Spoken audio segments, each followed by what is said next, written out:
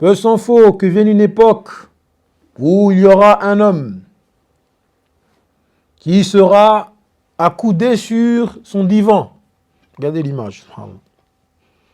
L'image d'une personne qui est accoudée sur son divan. C'est-à-dire quelqu'un qui est posé, qui fait rien. Il fait juste parler avec sa bouche. Et on va lui parler d'un hadith du prophète sallallahu alayhi wa sallam qu'il a dit. Et qu'est-ce qu'il va donner comme réponse?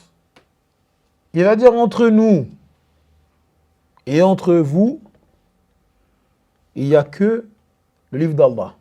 En d'autres termes, moi, j'applique la religion qu'on trouve seulement dans le livre d'Allah. Ce qu'Allah dit. Et ils disent, quand on trouve quelque chose qu'Allah a rendu halal dans le Coran, ben nous on rend halal.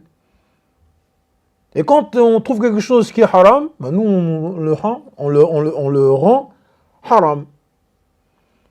Et il dit ensuite, mais est-ce que ce que Allah a rendu haram dans le Coran, le prophète ne l'a pas aussi rendu haram? Et la parole s'arrête là.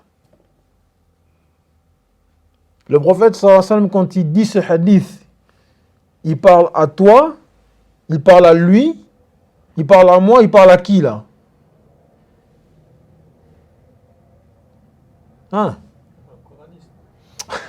Toi, tu es allé à la bout de la réflexion. Mais factuellement, le prophète sallallahu alayhi wa sallam, quand il dit ça, il parle à qui à ce moment-là? Il s'adresse à qui?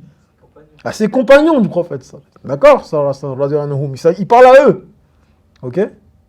Il est en train de parler à eux. Donc il leur dit qu'il va arriver une époque comme ça.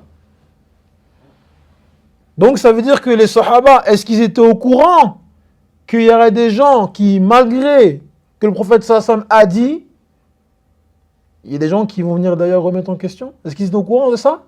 Oui.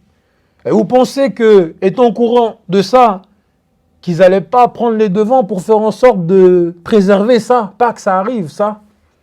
Bien sûr, c'est pour ça que, à l'époque du prophète sallallahu alayhi wa sallam, il y avait des gens qui écrivaient le Coran, mais aussi qui écrivaient les hadiths du prophète sallallahu alayhi wa sallam. Et que c'est quelque chose qu'ils faisaient dans l'objectif de conserver ses écrits, conserver ses enseignements.